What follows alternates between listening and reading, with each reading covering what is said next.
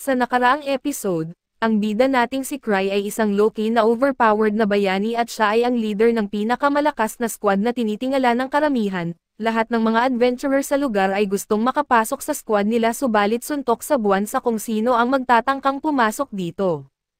Kahit anong pagpapanggap ni Cry na ibang tao para lamang makaiwas na pagkaguluhan ng iba, kaso lang nalalaman pa rin siya ng mga kasama niya at doon na rin nagugulat ang iba na siya pala ang leader ng pinakamalakas na squad. At sa pagpapatuloy, nakikita natin si Cry kasama si C3 mula sa grupo ng mga bata na partikular na pinag-uusapan nila ang tungkulin ng batang C3 na punan ang kulang na papel sa kanilang grupo. Kahit na hindi siya ganoon kalakas ay magiging kapaki-pakinabang ang isang siyentipiko kapag sila'y mga mataas na antas na adventurer na.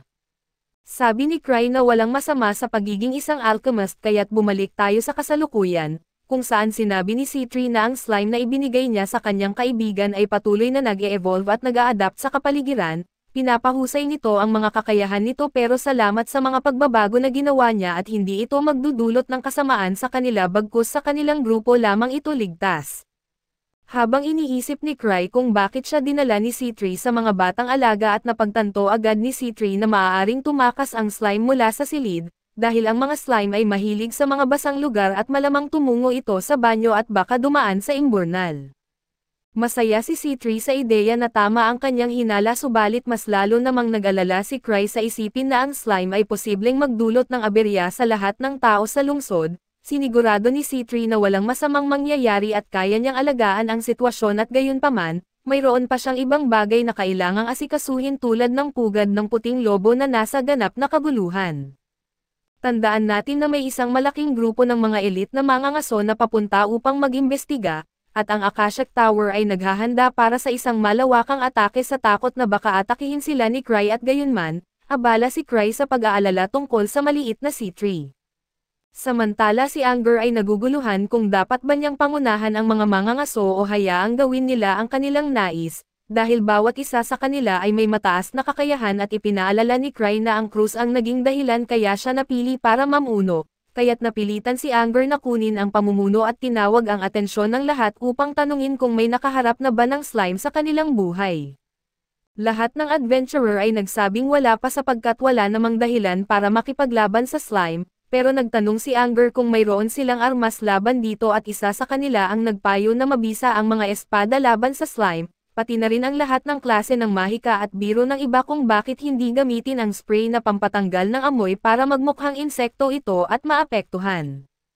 Habang nag-iisip pa rin kung may ibinigay na pahiwatig si Cry sa kanilang misyon, isang sundalo ang nagtanong kung maaari bang siya na lamang ang haharap sa superpower na slime dahil pakiramdam niya'y nagiging nakakatawa na ang lahat.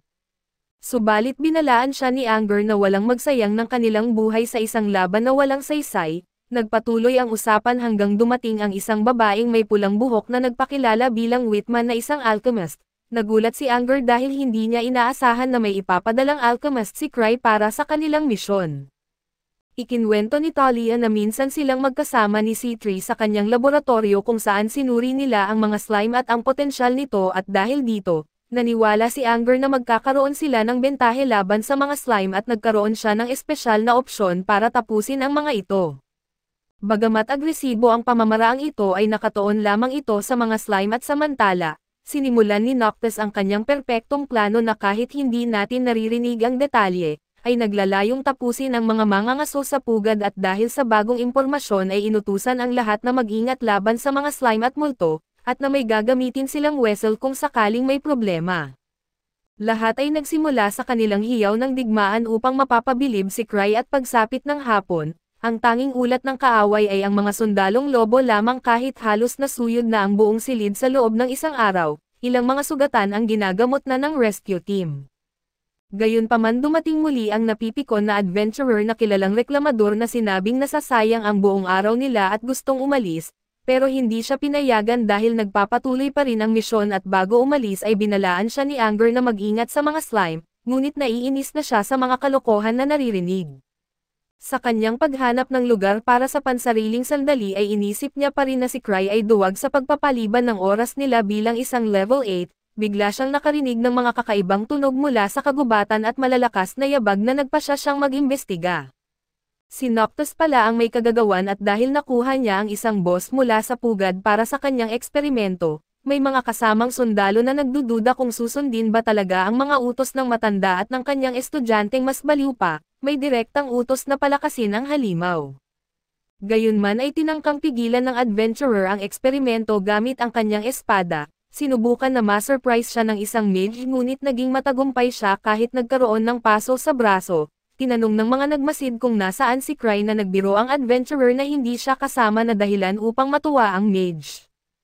Itinuloy nila ang eksperimento sa boss ng lobo na nagsimulang mag-mutation at kumain ng mana bilang pagkain, kasabay nito ay napilitan silang patunugan ang pitong ngunit mas malakas pa ang alulong ng halimaw na nagbigay babala kay Anger, agad niyang inutusan ang lahat na pumunta sa kagubatan. Pagdating nila ay wala silang nadama ngunit naalala nila ang maton na si Game na hindi pa bumabalik. Pagdating ni Game na sugatan at inabisuhan niya silang lahat na tumakas mula sa lugar dahil sa slime na binanggit ni Cry, di nagtagal ay dumating ang slime at isa itong napakalaki.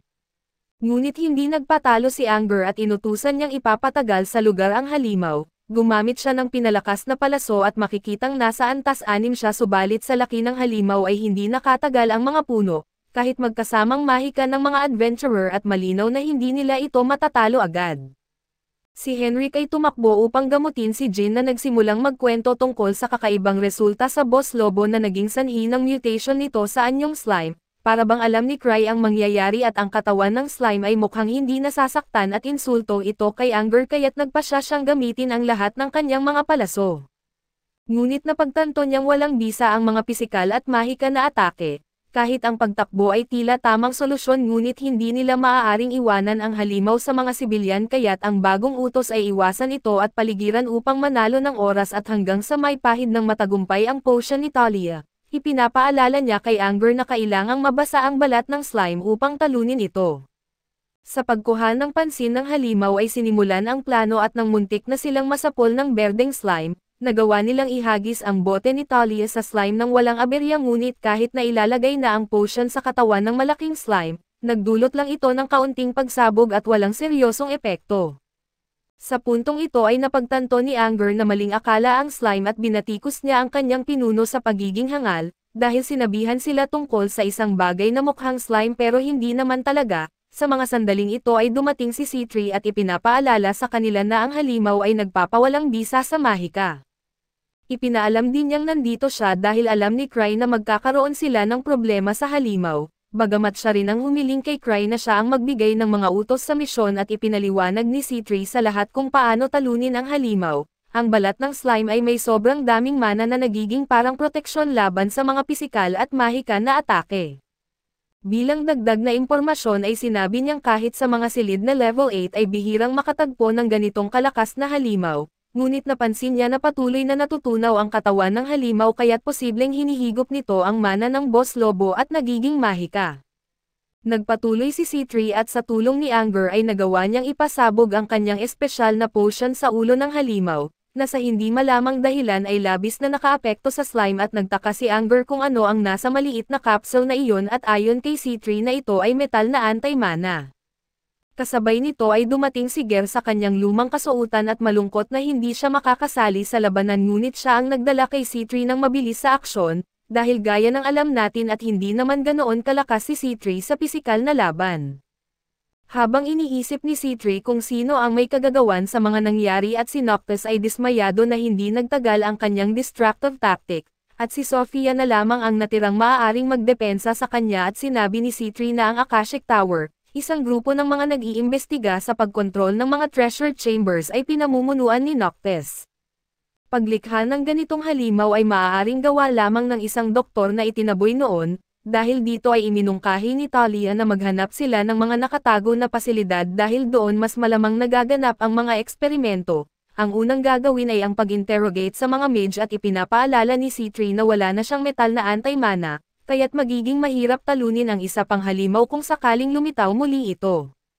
Dahil wala pa ring balita kay Cry ay nagduda si Anger kung nasisiraan na ng bait ang kanilang pinuno sa mga mapanganib na misyon na ito, hinihikayat ni C3 ang bawat isa na pagsamahin ang kanilang lakas upang punan ang kanilang mga kahinaan habang siya ay nag-iisip ng plano para sa lahat. Lumilipas ang oras at binanggit ni Henrik na tila kaibig-ibig si C3 kumpara sa ibang mga miyembro, ngunit alam ni Anger na iyon ay isang maskara lamang at sa totoo lang, si C3 ang pinaka nakakatakot sa lahat dahil walang iniiwan siyang bagay upang makuha ang kanyang nais. Sa kabilang banda, nakikita natin si Cry na nakikipaglaban kay Liz at nais sanang sumama sa espesyal na misyon na iniatang sa grupo, ngunit ayaw itong payagan ni Cry at piniling si C3 ang ipadala bilang kapalit niya. Kaso dito muna matatapos ang recap natin sa anime na ito. Salamat sa inyong panonood hanggang sa muli.